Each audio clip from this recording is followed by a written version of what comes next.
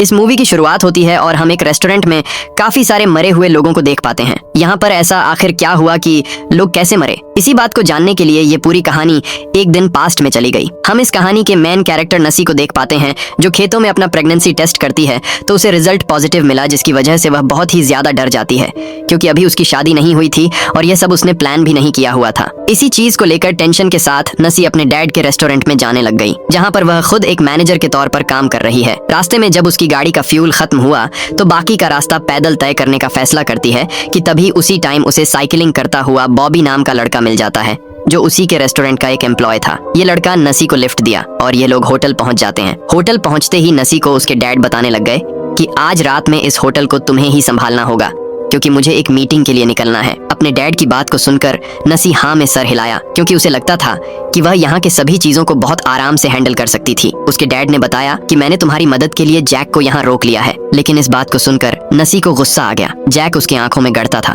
उसे बिल्कुल भी पसंद नहीं था। वो अपने डैड से रिक्वेस्ट करने लग गई कि आप बॉबी को यहाँ रोक लें, लेकिन उसके डैड मना कर देते हैं ये कहते हुए कि मैं अब जैक को पहले ही कह चुका हूँ। जैसे ही नसी अपने डैड के होटल से बाहर आई तो अचानक उसे वोमिटिंग होना शुरू हो गया, इसीलिए वो अपने होटल से बाहर निकल आई थी जहाँ जैक सिगरेट पीने के लिए आया हुआ था। उसकी ऐसी हालत को देखकर वह समझ चुका था कि नसी प्रेग्नेंट है। वह पूछने लग गया कि क्या यह राज तुम्हारे डैड को पता है, लेकिन नसी बातों का कोई भी जवाब नहीं दिया और इतनी ही देर में जैक के पास उसके डैड भी आ गए जिन्हें देखकर वह घबरा तो चुकी थी, लेकिन उसके डैड ने उसकी ऐसी हालत को ध्यान ही नहीं दिया। वह तो बस जैक से यह कहने के लिए आए हुए थे कि तुम्हारे पास जो भी कस्टमर आए उसे तुम बस अच्छे से डील करना और इस सब में नसी तुम्हारी मदद करने वाली है। जब नैन्सी से रहा नहीं जाता तो वह अपने डैड से पूछने लग गई कि डैड आपकी ऐसी कौन सी मीटिंग है कि आपको जाना इतना जरूरी हो गया। तब उसके डैड ने जवाब दिया कि जब से तुम्हारी मॉम की डेथ हुई है उसी दिन से मैं काफी अकेला फील करता हूँ, इसीलिए मैंने शादी का फैसला किया और मैं एक लड़की से मिलने के लिए जा रहा हूँ। ये सुनकर नसी की उदासी हद से ज्यादा बढ़ गई। उसे अब अपने किसी दूसरे पर्सन के साथ शेयर करना पड़ेगा। अब नसी और जैक अपने होटल के अंदर आ गए थे।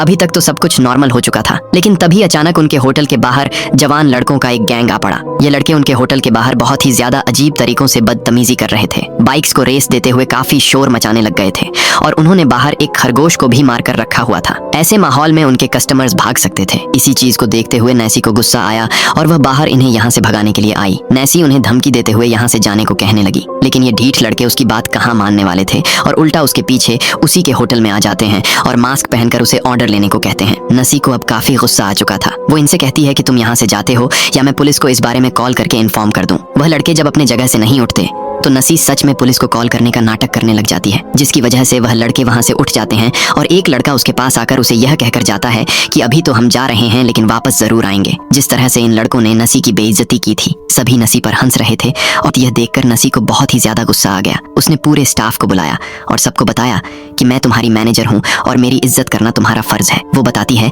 कि मेरा ऑर्डर मानना तुम्हारी ड्यूटी है क्योंकि मैं यहाँ की ओनर हूँ। जिस पर जैक ने कहा कि यह सब तुम्हारे डैड का है, ना कि तुम्हारा। इसमें तुम्हारा कोई भी किसी भी तरह के क्रेडिट नहीं है। जैक उसे यह भी कहने लग गया कि तुमसे ज्यादा काबिल लोग हम हैं। अब तो नसी का गुस्सा उसके सर पर सवार हो जाता है और वह जैक की इस बदतमीजी पर उसे जॉब से ही निकाल देती है। जैक हैरान हो गया। उसने कहा कि तुम ऐसा नहीं कर सकती, लेकिन नसी ने कहा अब मैं मैनेजर हूँ और मेरे ही ऑर्डर यहाँ चलेंगे। इतना सुनते ही जैक गुस्से में यहाँ से चला गया। नसी ने यह सब कुछ दरअसल जज्बात में आकर किया हुआ था। उसे समझ नहीं आ रहा था कि उसके साथ हो क्या गया था। वह वॉशरूम में आकर अपना मुंह धोती है और अपने आप को रिलैक्स करने की कोशिश करती है। तभी हम देखते हैं कि वॉशरूम के बाहर बॉबी उसका इंतजार कर रहा था। वह उससे कहता है कि मैं तुम्हारी मदद के लिए आज रात रुक सकता हूँ। तुमने जैक को तो निकाल दिया है, तो रात में तुम्हें यहाँ अकेले रुकना ठीक नहीं। इस बात को लेकर अब नसी को और भी ज्यादा गुस्सा आ जाता है। उसे लगता है कि बॉबी उस पर तरस खा रहा है और उसे दोस्ती करने की कोशिश कर रहा है। वह बॉबी को काफी खड़ी खोटी सुना देती है कि तुम मेरे टाइप के नहीं हो और मुझसे दोस्तियां बढ़ाने के लिए इस तरह मुझे इम्प्रेस करने की जरूरत नहीं। ये बातें सुनकर आज बॉबी भी बहुत ज्यादा हर्ट हुआ था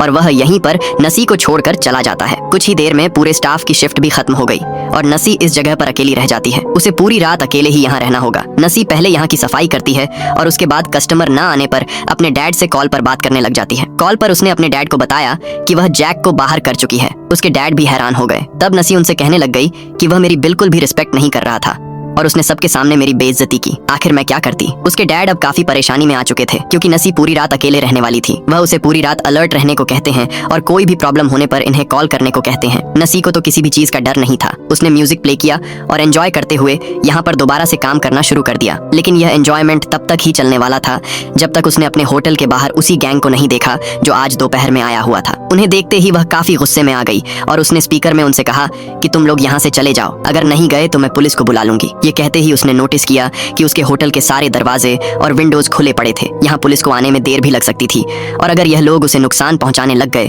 तो टाइम नहीं लगेगा। यही सब सोचते हुए उसने सारे खिड़कियां, दरवाजे बंद करना शुरू कर दिए। ये सब बंद करने के बाद वह जल्दी से पुलिस को कॉल करके बताने लग गई कि बाहर बाइकर्स का एक गैंग है जो मुझे यहाँ तंग कर रहा है। पुलिस वाले उसकी मदद के लिए एक इंस्पेक्टर भेजने की बात करते हैं। फोन रखते ही उसे अपने होटल के चारों तरफ से दरवाजे पर पीटने की आवाजें आने लग चुकी थी। वह संगीत डर गई थी। वो एक काउंटर के नीचे छुप गई। काफी टाइम तक नॉक होने के बाद अचानक वो नॉक होना बंद हो गई। नसी को थोड़ा सुकून तो मिला था, लेकिन एकदम अचानक से दोबारा से किसी ने उसके दरवाजे पर नॉक किया। वह काफी डर चुकी थी। वह चुपके से उठकर दरवाजे पर देखा तो बाहर शेरफ यानी पुलिस ऑफिसर आए हुए थे, जिसके लिए जाकर उसने फौरन से दरवाजा खोल दिया। यहाँ पर आते ही ऑफिसर उसे कहते हैं कि मुझे इस जगह की पूरी जांच करनी होगी। वह इस जगह की तलाशी काफी जोरों से लेने लग जाते हैं, लेकिन नसी के अलावा यहाँ उन्हें कोई नहीं मिलता। यही नहीं बल्कि उन्हें होटल के बाहर भी कोई नजर नहीं आता। इस जगह को चेक करने के बाद भी वह पुलिस में रिपोर्ट करता है कि उसे तो यहाँ पर कोई खतरा नजर नहीं आया। हो सकता है ये सब उस लड़की का कोई वहम हो और उसका डर दूर करने के लिए वह कुछ देर के लिए यहाँ इस लड़की के साथ रुक रहा है। इसके बाद वह नसी से अपने लिए कॉफी बनाने को कहता है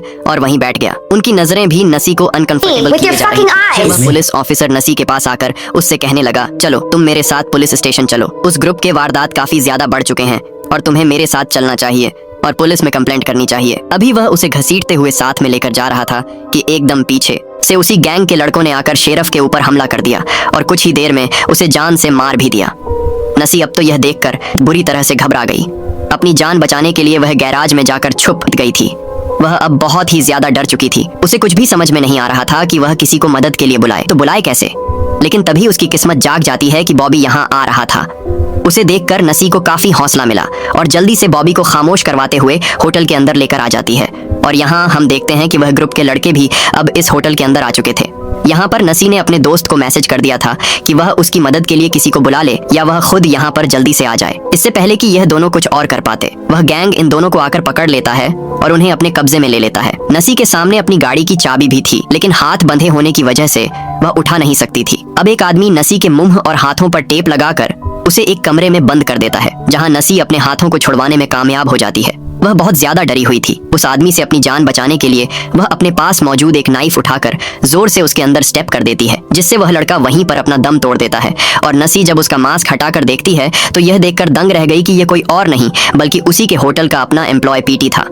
थोड़ा ही देर में वह देखती है कि बॉबी भी खुले हाथों के साथ यहाँ इस रूम में आ रहा था। वह समझ चुकी थी कि बॉबी भी इन्हीं लोगों के साथ मिला हुआ है और यह लोग इस टाइम पहले वाला गैंग नहीं है, बल्कि उसके होटल में काम करने वाले ही वर्कर्स हैं जो उससे बदला लेने के लिए आए हैं। बॉबी जो उसका दोस्त था वह भी इन लोगों के साथ मिल गया था, क्योंकि आज उसने बॉबी की भी काफी ज्यादा ही बेइज्जती की थी। अब ये लोग यहाँ आखिर कर क्या रहे थे, यही जानने के लिए सीन्स को शिफ्ट करके फ्लैशबैक में ले जाया गया, जहाँ हमें जैक को दिखाया जाता है जो अपनी नौकरी जाने से बहुत ही ज्यादा गुस्से में था। वह किसी कीमत पर अपना नैसी से बदला लेना चाहता था। वह सारे कलीग्स को घर ड्रॉप किया, जिसके बाद वह पीटी को लेकर उन यंगस्टर्स के ग्रुप के पास चला जाता है जो आज दोपहर में होटल के बाहर आए हुए थे। यहाँ जाते ही उसने अपना चाकू निकाला और गैंग के एक बंदे को बुरी तरह से इंजर्ड कर दिया, जिससे वह गैंग वाले यंगस्टर्स डर कर सहम गए और जैक ने गाना चलाकर उन सभी को अपने इशारों पर नचाया। जिसके बाद उसने पीटी को गन पकड़ाकर यहाँ के लड़कों को मारने को कहा, लेकिन पीटी यह काम नहीं कर पाया तो लड़कों को भागने का मौका मिल गया। जिसके बाद जैक ने पीटी से शाम को रेस्टोरेंट में मिलने को कहा। लड़कों को यहाँ से भाग जाने के बाद वह लड़कों के मास्क और कपड़े लेकर यहाँ से निकल आता है और रात में अपने बाकी के कलीग्स से मिलता है। वह उन सभी से कहता है कि मैं जानता हूँ कि नसी ने तुम सभी को हर्ट किया है। वह बहुत बुरी मैनेजर है। अगर तुम उससे बदला लेना चाहते हो तो मेरा साथ दे सकते हो। सभी के अंदर नसी के लिए गुस्सा था, इसीलिए सभी अब उसका साथ देने के लिए मान जाते हैं। यानी यह सारा प्लान इस टाइम जो हो रहा था उसके पीछे मास्टरमाइंड जैक ही था। बॉबी जैक के प्लान में इसलिए शामिल हुआ था क्योंकि उसे लग रहा था कि जैक ज्यादा से ज्यादा वो नसी को डरा धमका कर छोड़ देगा, उसे कोई नुकसान नहीं पहुंचाएगा। पहले यह लोग नसी को डराने लग गए और जब नसी ने सच में पुलिस ऑफिसर को कॉल कर दी थी तो पहले यह लोग छुप गए और फिर अपने आप को बचाने के लिए इन्होंने ही मिलकर इस पुलिस ऑफिसर को मार डाला। ये देखते ही बॉबी जैक के प्लान से बाहर हो गया और उसने अपना मास्क उतारा जो सीधा नसी की मदद के लिए चला गया क्योंकि उसे कहीं ना कहीं नसी से हमदर्दी थी, उसे नसी पसंद थी। यहीं से सीन्स को दोबारा से प्रेजेंट में लाया गया जहां नसी ये सब कुछ जानकर बहुत ही ज्यादा गुस्से में थी। इस टाइम पीटी जिसके ऊपर नसी ने हमला किया हुआ था वह काफी ज्यादा ही इंजर्ड हो चुका था। ये लोग उस लड़के को उठाकर होटल के अंदर लेकर आते हैं। अब ये सभी पीटी की जान बचाने के लिए किसी को मदद के लिए यहाँ बुलाने का प्लान बनाते हैं, लेकिन किसको बुलाते, आखिर कौन मदद करता, क्योंकि अब यह एक पुलिस केस बन चुका था। यहाँ हम देखते हैं कि बॉबी को नसी के कार का चाबी भी दिख गई जिसने उसे फौरन से उठा लिया और तभी जैक को उसके साथी ने आकर बताया कि नसी यहाँ से भाग चुकी है। ये सुनकर जैक गुस्से में आ जाता है और फौरन सभी से नसी को पकड़ने को कहता है। उसने बॉबी से भी नसी से पीछा करने को कहा, लेकिन यहाँ पर बॉबी ने उल्टा ही जैक के ऊपर हमला कर दिया, उसके फेस पर काफी जोर पंच किए। जबकि दूसरी तरफ अब हमें नसी के डैड को दिखाया गया जो नसी का पता करने के लिए कॉल कर रहे थे, लेकिन होटल में कोई भी कॉल पिक ही नहीं कर रहा था। यहाँ वो लड़का जो नसी के पीछे पड़ा हुआ था वह उसे पकड़ने के लिए नसी बड़ी चालाकी से आग में खौलता हुआ पानी उसके ऊपर फेंक देती है जिससे उसका सारा मुंह ही जल जाता है। कुछ ही देर में यह लड़का अब जलन से मारा जा चुका था। अब वह किसी तरह चुपके से रेस्ट रूम की तरफ आ गई। यहाँ उसने आकर यह देखा कि बॉबी जख्मी पड़ा हुआ था। वह उसकी मदद करने के लिए टेबल के नीचे से चुपके से उसके पास आ ही रही थी कि उसी टाइम पर उसकी दोस्त यहाँ पर आ गई। नीचे से बॉबी उसे उसकी कार की चाबियां देना चाह रहा था ताकि नसी यहाँ से अपनी जान बचाकर भाग जाए। नसी की दोस्त तो यह सारा नजारा देखकर पागल हो गई और वह भी अपनी जान बचाकर यहाँ से भाग निकली। वह इतना डर चुकी थी कि वह पुलिस को बुलाने की कोशिश तक नहीं की। नसी को अपने कार की चाबियां मिल चुकी थी। मौका पाते ही जैक के नजरों से बचते हुए वो होटल के दरवाजे से बाहर भागने की कोशिश की, लेकिन तभी पीछे से जैक ने भागते हुए उसे पकड़ लिया। वह उसके बालों से उसे पकड़ते हुए उसके बैग में स्टैप कर देता है और फिर उसके बॉडी को भी होटल के अंदर लेकर आता है। जैक को लग रहा था कि अब सारे लोग मर चुके हैं और वही जिंदा है। वो यहाँ आकर अपने सारे कपड़े उतारे और फौरन से पुलिस को इन्फॉर्म कर देता है, ये जाहिर करने के लिए कि यह सब उसने अभी अभी देखा है जो इस सब में शामिल ही नहीं था।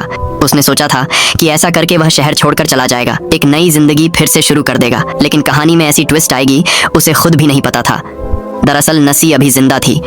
अपने पेट से हिम्मत करके चाकू निकाल देती है और अपने आप को घसीटते हुए बॉबी के पास लेकर जाती है जो अब बॉबी मर चुका था। बॉबी के लाश को देखकर वो बहुत ही ज्यादा रोई क्योंकि बॉबी ही तो था जिसकी बहुत केयर किया करता था। नसी के दिल में अब बदले की आग आ चुकी थी। उसने हिम्मत की और जाकर अपने गाड़ी में बैठ गई और ड्राइव करते हुए जैक के घर तक भी पहुंच गई। उसने जैक का दरवाजा नॉक किया। इस टाइम जैक को भी अपने घर किसी के आने की उम्मीद नहीं थी। उसने दरवाजा खोलकर देखा तो वहां से नसी उसके पीछे आ चुकी थी और नसी बिना वक्त गवाए अपने हाथ में पकड़ा हुआ चाकू उसके गर्दन में स्टैब करते हुए उसे मार देती है। उसने अपना बदला ले लिया।